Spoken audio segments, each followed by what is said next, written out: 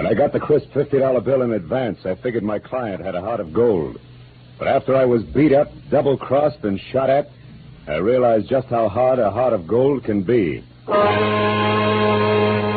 the pen of Raymond Chandler, outstanding author of crime fiction, comes his most famous character as CBS presents The Adventures of Philip Marlowe.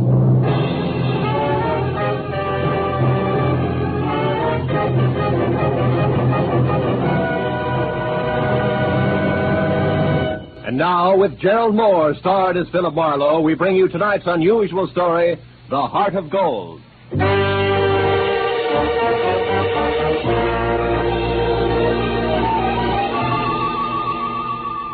I had spent the day trying to decide how to spend the day, and finally convinced myself Sunday afternoon was a good time to catch up with neglected bookkeeping.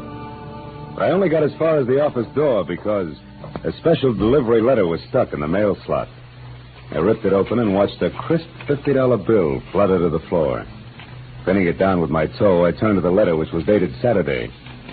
Dear Mr. Marlowe, kindly investigate the party who lives at 1903 North Ogden Street to find out if his name is really Elliot Perdue and what his occupation is. Then please come to my residence at 5 tomorrow, Sunday.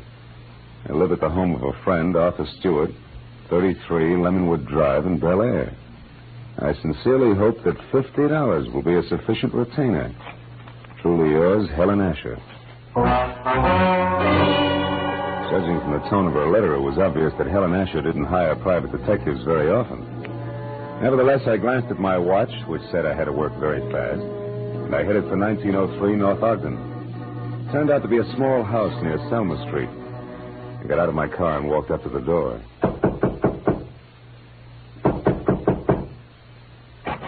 Good afternoon, sir. You the resident here? That's right. What do you want? I represent the Dr. Potter poll of public opinion. I'd like to ask you a few questions regarding... Sorry, but I don't have any opinions to express. Oh, even the opinions of a man with no opinions are important to us. Now, let's just let me step inside here, get out my notebook. There we are. All right, but make it fast. Right. Now, what is your occupation? I'm an investment broker. With which firm? I'm independent. I see. And what is your name, sir? What do you need my name for? Well, for my personal records in case I have to come back. Elliot Perdue. Uh-huh. Do you have any hobbies other than horse racing? What do you mean? Those dope sheets and racing forms there on your desk. I'm quite an admirer of horseflesh myself. You're quite a character, too, aren't you? Working on Sunday and all? Well, you know how public opinion is. It goes right on, rain, shine, or Sunday. Excuse me a moment. Oh, by the way, what's your name? Marlowe, Philip Marlowe. Hey, Mr. Marlowe, stand still, because I'm not kidding about this gun. Now beat it back to whoever hired you and tell them they're being very clumsy about a very delicate situation. One more move like this, and they won't get another chance. I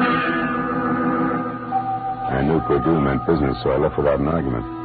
Well, at least I had a repeat on the name, Elliot Perdue, and the occupation of bookie to toss at Helen Asher when I met her at 5 o'clock. In Bel Air, I eventually found 33 Lemonwood Drive. 200 yards of palm trees stood at rigid attention while I drove through the gate and up to the house. When the butler opened the door, he stared at me like my hat was on fire. Yes, sir. Did you wish something? Yes, I'd like to see Mrs. Asher, please. Mrs. Asher? Oh, good heavens. Mr. Stewart. What's the matter, Roberts? Who is it? Why is it... I'm Philip Marlowe, Mr. Stewart, a private detective. I have an appointment with Mrs. Asher. Is she at home? Oh, Mr. Marlowe, perhaps you can help. I don't know what to do. It's such a terrible thing. What's happened? Upstairs, not 5 minutes ago, Mrs. Asher shot herself. Shot herself? Please, if you'd come up with me. Yeah, sure, of course. I'm certainly grateful for your help, Mr. Marlowe. Yeah, this is her room. She's in here. There. Yeah, she's dead, all right. Shot herself in the left temple. Whose gun is that, Mr. Stewart? Well, it's mine. I kept it in the desk downstairs. Did you find her? No, Roberts did. I was out in the hothouse working with my orchids. You see, I've been out of town. I just came in this morning on the super chief from Chicago, and I wasn't expected back until Wednesday. Yeah, look, Mr. Stewart, do you mind telling me how well you knew Mrs. Asher? Oh, very well indeed. Ever since the accident 3 years ago, she lived in my house under my care. The accident? Yes, that's how she got those scars on her cheek and neck. As you can see, my hands were burned at the same time. Would you mind telling me about it? Well, I was living in Canada at the time. One day, my wife Florence and I went to a camp near Quebec, and we met Helen Asher our first day there. She was a pathetic, lonely woman, a widow. Oh? That very night, while she was visiting us, the oil stove in our cabin exploded. Oh. Florence, my wife, was killed. And Mrs. Asher was severely burned. It was gassed. I can imagine. Mrs. Asher had no one, so I thought the least I could do would be to care for her, since I knew the accident had been caused by sheer carelessness on my part. You took over full responsibility for her? Yes, I did everything I could think of, but she never quite got over the shock of that night, and now this. It's horrible. Have you notified the police yet? No, You no. better do it right now. Yes, I'll go right downstairs and call them. The dead woman on the floor had been beautiful once. No doubt about it. This was my client, and a certain $50 bill was burning a hole in my pocket. I wandered over to a writing table, and as I looked down, I noticed that the Sunday sheet had been torn off the memo pad. It bothered me. Tomorrow should mean nothing to a suicide, yet Mrs. Asher's memo pad showed Monday already. The sheet was blank, but on a hunch I tore it off and stuck it in my pocket. I was about to turn away when I saw a book of matches from the Conga Club. So I picked that up, too, and then I left. I drove around for some time trying to figure things out. Then I went down to police headquarters to see one Lieutenant Ibarra.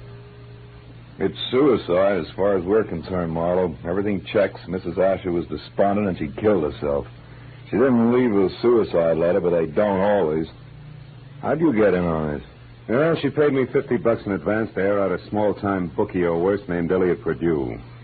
Incidentally, what's the background on Arthur Stewart? Oh, he's a big-money fashion designer. Started his business on his wife's insurance. She died in an accident in Canada. He did a lot for Mrs. Asher because he felt responsible. Yeah, I know all that.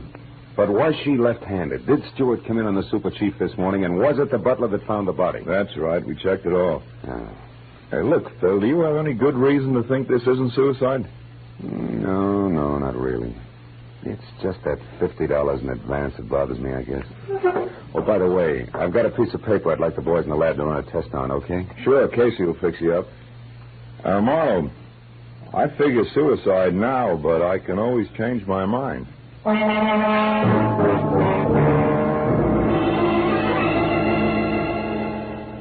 I went down the hall to the police laboratory and handed the blank page of the memo pad to Casey.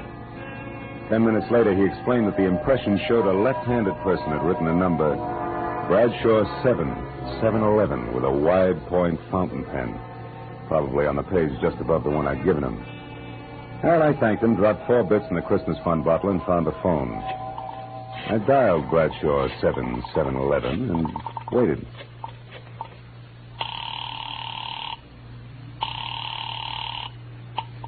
Hello?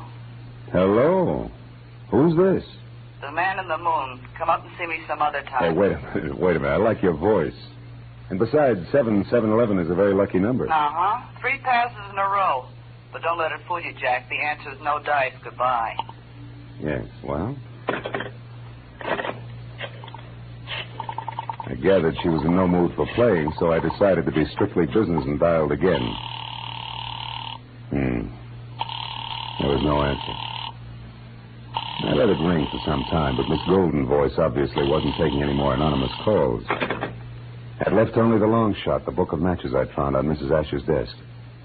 The Conga Club was on the Sunset Strip, so I drove out there, found a parking space on a side street nearby, and went in. I didn't know exactly what I was looking for, so I paid $1.10 for a scotch and soda worth 40 cents, just to help pass the time.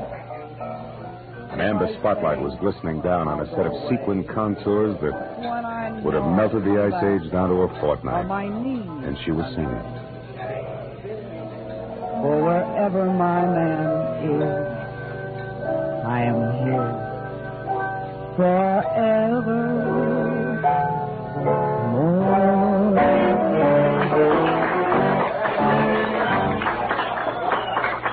I knew it was Bonita, the Conga's featured songstress, and I knew something else, too. There was no mistaking that voice. She was the girl with the lucky phone number. I wrote her a note, called a waiter to the table to deliver it, and then sat back to watch her as she glided over and sidled into a chair opposite me. It was your penmanship that intrigued me, Mr. Malott. It was your voice and so forth, mostly the so forth, that got me, Bonita. Would you care to decipher the Sanskrit you call the note? The waiter said you wrote it. Sure. It says important business. That's an idiom. If you wanted to talk turkey, how would you translate it? Do you know a woman named Helen Asher? Not that I remember. Why?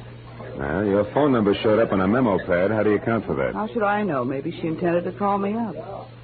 Look, you're quite a handsome man, Mr. Marlowe. But you look silly with your nose bent.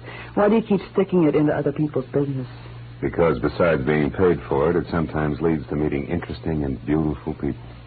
Present company included. What do you want? Mrs. Asher killed herself tonight. Mrs. Asher's dead? Yeah. And considering you said you didn't know her, you look very put out about it. All right, Marlowe, you win. But let's not talk about it here. Finish your drink while I get out of this costume. Then meet me outside by the front door in 10 minutes.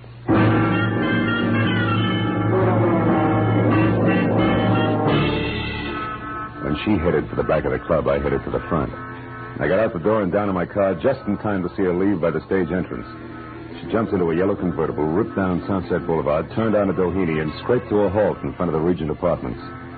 At the door, a tall, sunburned man popped up from somewhere and intercepted her. It was Elliot Perdue. A short but hot argument took place, and apparently Perdue won, because they went in together. I found the name Benita Malone over the mailbox in number 5 and got to her apartment door just as the second round started. No, I haven't changed my mind, Elliot. I've been doing a little research since you threw me over, Benita. I've got you and your precious plans right here in the palm of my hand. What are you talking about? This little heart-shaped locket on this little golden chain. Let me see that. No. I'm not showing this trinket until just the right moment. Listen, Elliot, I don't know what's brewing in that slimy brain of yours. But get this, if you try to monkey with my life again, so help me, I'll kill you. Now, get out. Benita, would you be interested if I told you that I know Mrs. Asher's secret? And would you be interested if I told you that Mrs. Asher killed herself tonight? That slows you down, doesn't it, bright boy? Yes, but it doesn't stop me, beautiful. I'll be seeing you before you know it. I ducked into an alcove and heard Benita slam the door on Perdue's coattails as he left.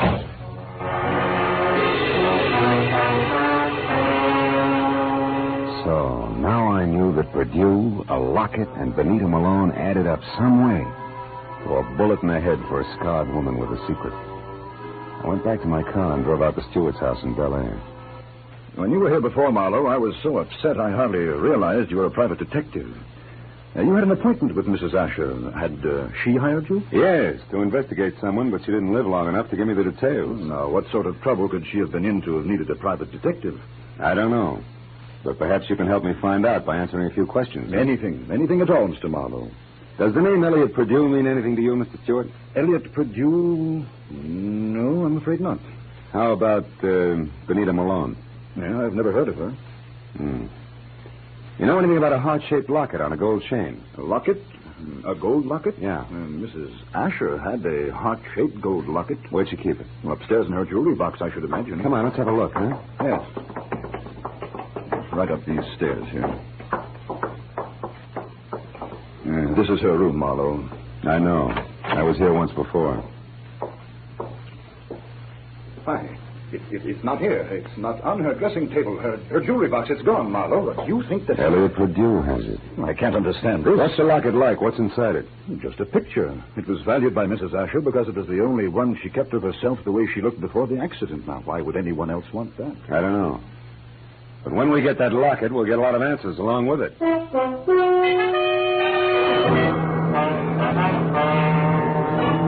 Now I was more convinced than ever that Elliot Perdue, Benita, and the late Mrs. Asher's secret were all dangling from the same chain that supported the gold locket. I said goodnight to Arthur Stewart and started back for Hollywood. But a moment later, I changed my mind and abruptly swung onto a shadowed side road and parked, lights out. It had suddenly occurred to me that the gallivanting Mr. Perdue might call on Stewart. And if so, I wanted to be on hand. Well, 40 minutes later, I was about to call off the cloak and dagger routine when I heard the sound of a powerful motor roaring out of Stewart's driveway.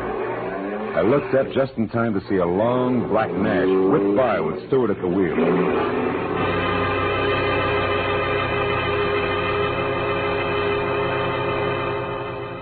From the speed of the car, I was certain he wasn't going out for the morning papers. Decided to go back to the house and question the butler while I could have him to myself. Oh, why, no, Mr. Marlowe. I haven't any idea where Mr. Stewart went. I only know that he had a telephone call, after which he dashed out of the house highly upset. Well, maybe some sick friend needed sitting up with, huh? But tell me, Roberts, did you ever hear of a man named Elliot Perdue? Oh, yes, sir. He called on Mrs. Asher here once or twice while Mr. Stewart was away on business. When did you last see this Mr. Perdue, Roberts? Yesterday morning, sir, about 10 o'clock. And one thing more, did you ever see Mrs. Asher wearing a gold locket, a heart-shaped one? Oh, quite often, sir. As a matter of fact, she asked me about it just yesterday morning, shortly after Mr. Perdue left. She couldn't locate it anyplace. A singular coincidence, huh? Oh, by the way, what do you know about a singer named Benita? Benita? I've never heard of her, sir. Are you sure she's never been out here as Mr. Stewart's guest? Why, I'm positive, sir. Mr. Stewart never has any ladies out here, of any kind. Oh? Doesn't that strike you as being strange, Roberts? After all, Mr. Stewart's a very eligible widower. Widower, yes, Mr. Marlowe, but philanderer, no. Good night, sir.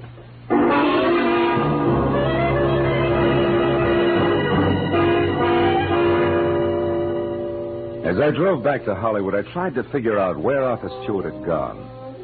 But I had about as much to work with as Gypsy Rose Lee after a third encore. Well, after discounting Benita's place in the Conga, there was only Elliot Perdue's house on North Ogden. 15 minutes later, I walked up to it, but the place was as dark and as quiet as the inside of a coffin. I was about to turn back to my car when suddenly I caught the reflection of a sliver of light bouncing off the glass in Mr. Perdue's living room. I found the back door lock easy to bluff. A moment later, I stepped into the living room. Marlowe, how did you know I was here? Mr. Stewart told me. You're a liar. Arthur wouldn't... Arthur? Well, you see, Mr. Stewart and I... Oh, no, it's Mr. Stewart, huh? Wait a minute, there's someone outside. Perdue. Put out your light. Now, when he finds you, keep talking. Say anything. I'll be behind the door. Here he is.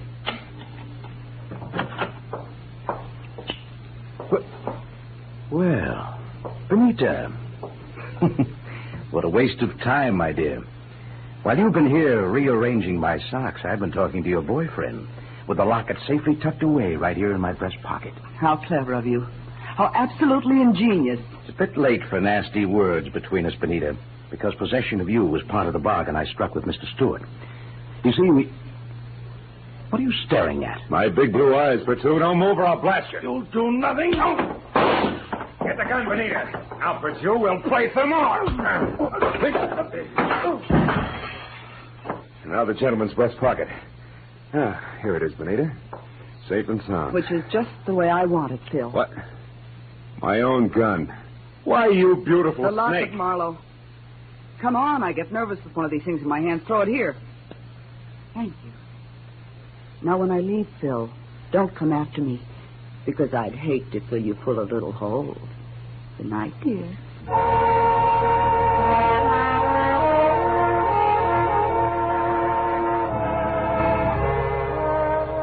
When Benita stepped out of that house, I solemnly swore I wouldn't trust another woman for the next 100 years. But a groan from the body on the floor brought me back to 1948 and Elliot Perdue. I knew that he had seen the picture in the locket, so I went to work on him. Come on, Perdue, snap out of it. Come on. Huh? Oh, it's you, Marlowe. Who'd you expect, St. Peter? What was in the locket, Perdue? I don't remember. Maybe a call on Lieutenant Ibarra will refresh your memory. I doubt it. And we better start playing games again. We'll start with one called Slap, Slap, Perdue. No, let me alone, Marlowe. Get your hands off me. You ready to start singing, huh? All we need now is the right lyrics. No. Come on, Perdue, talk. Stop it, and I'll talk. Good. Now, why did Mrs. Asher kill herself? Because she had a good reason. Like what? It's a long story. Make it short. Okay, Marlowe. Here goes.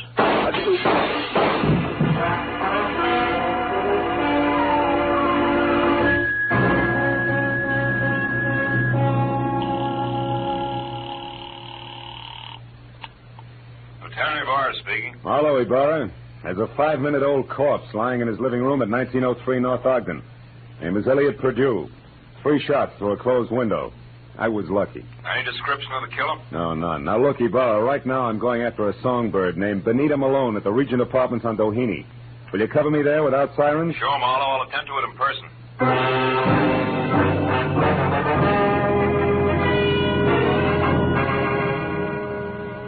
It was only a healthy centerfieldless peg from Perdue's house to Benita's.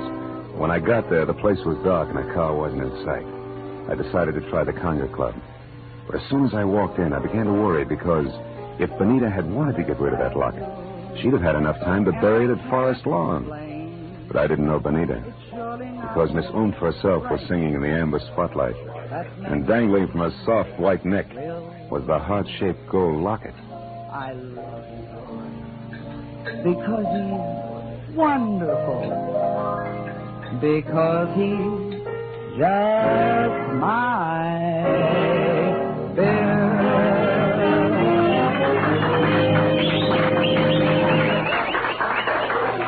When she caught my eye, she smiled like a maitre d', and the moment she was through with her song, she headed back in my direction.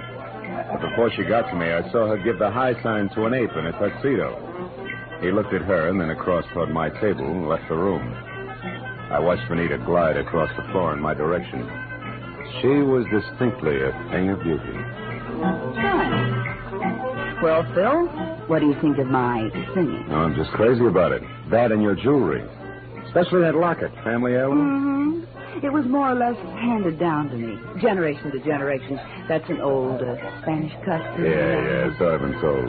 And I imagine tradition prohibits your parting with it, huh? That's right.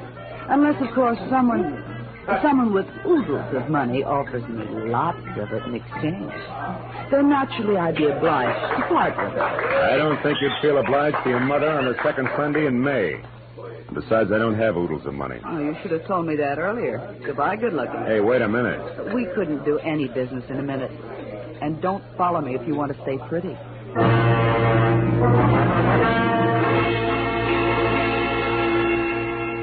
She pivoted on a spike heel and took off for a dressing room, and I knew that if I followed, I was scheduled for a nasty tete-a-tete with an ape in a tuxedo. When I made the lower floor and saw that the long corridor to her room was empty, I knew the setup. The ape would be on the other side of the door waiting. Benita still had my gun, so I got the nearest substitute for a blackjack, a full bottle of Paul Masson champagne. Then I walked noisily down the corridor as far as her door and knocked. Turned the knob slowly, kicked the door open, and stood clear. It worked. The ape's hairy hand was wrapped around my gun, and it came down in an arc that was never interrupted. And that left him off balance. The ape hit the floor, and before Benita had a chance to close her mouth, I ripped the locket from her neck, picked my gun up, and ran. I didn't stop until I collapsed against the store window. Then I opened up the locket. 2 minutes ran out of me before I realized what was wrong with the picture. Then I knew. Arthur Stewart's home in Bel Air was my next stop.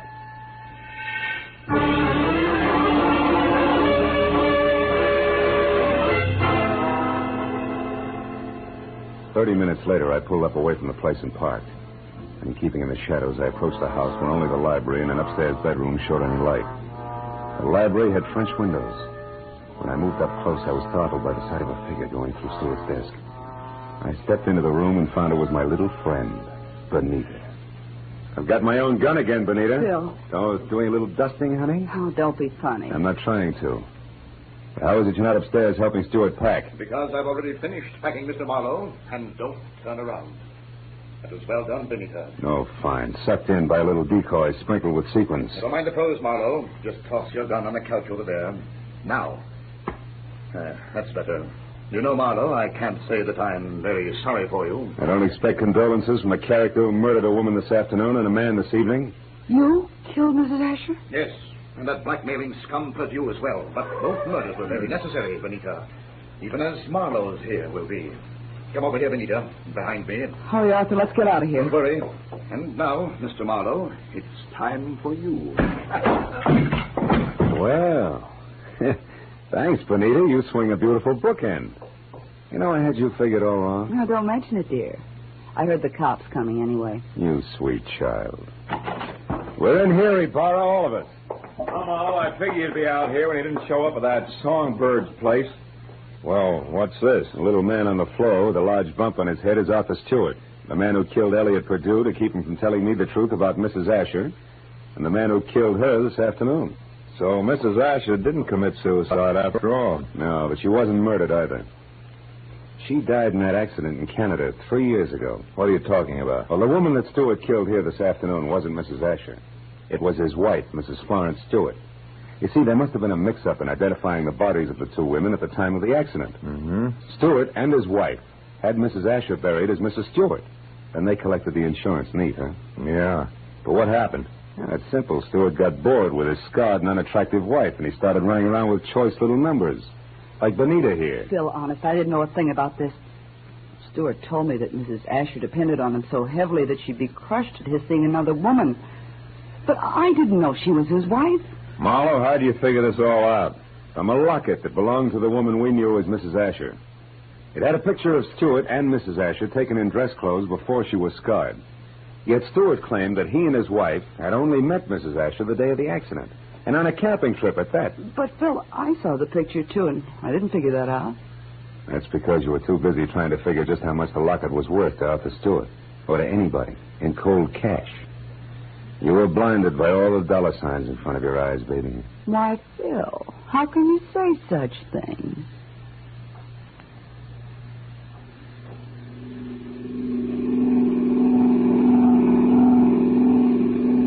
Now, Marlowe, just so I don't toss and turn all night, tell me just why you were hired in the first place. Well, Ibarra, it goes something like this. When Purdue knew that he was losing Benita to Stewart, he decided to check up on the opposition. And he not only found out what he wanted to know, but he found out a lot of things, too, that he didn't want to know. Mrs. Stewart, the late Mrs. Asher, became suspicious of his questioning, and incidentally of her husband. So she sent for me. Well, Marlowe, Stewart certainly had me fooled. I doped him out to be a very generous guy, a great benefactor who was doing the right thing for a lonely, unfortunate woman. Yeah, looked like he had a heart of gold, all right. But a funny thing, Ibarra, in the end, it was this heart of gold, this locket here, that got him. Mind if I keep it? Not at all. You had a tough enough time getting hold of it. Good night, Phil.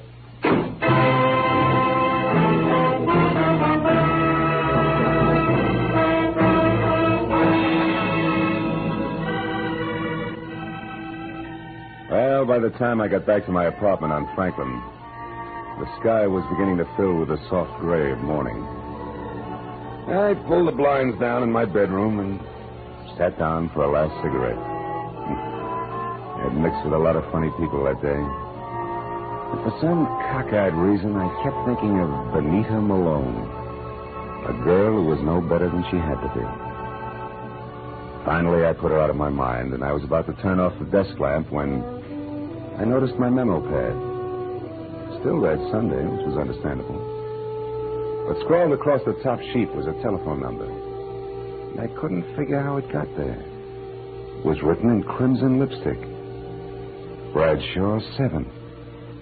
7-Eleven.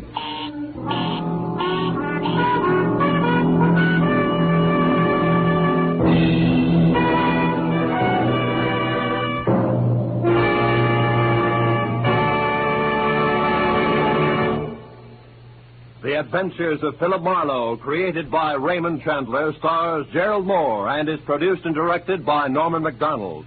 Featured in tonight's cast were Gloria Blondell, John Daner, Jack Moyles, and Ben Wright. Detective Lieutenant Ibarra was played by Jeff Corey. The special music was conceived and conducted by Richard Orant.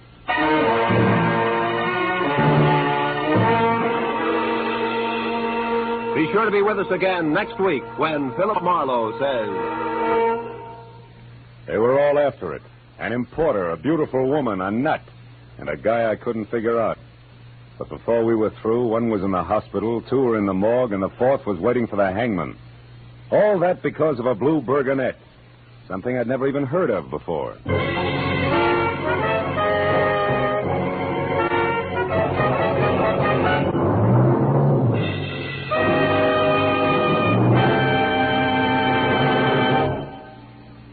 Dr. Fabian, the ship's doctor in cabin B-13, tells a new story of danger in far ports tonight over most of the CBS network stations. Tonight's story, The Island of Coffins, is another original drama by John Dixon Carr, famed mystery writer. You can hear it when the ship's whistles sound outside cabin B-13.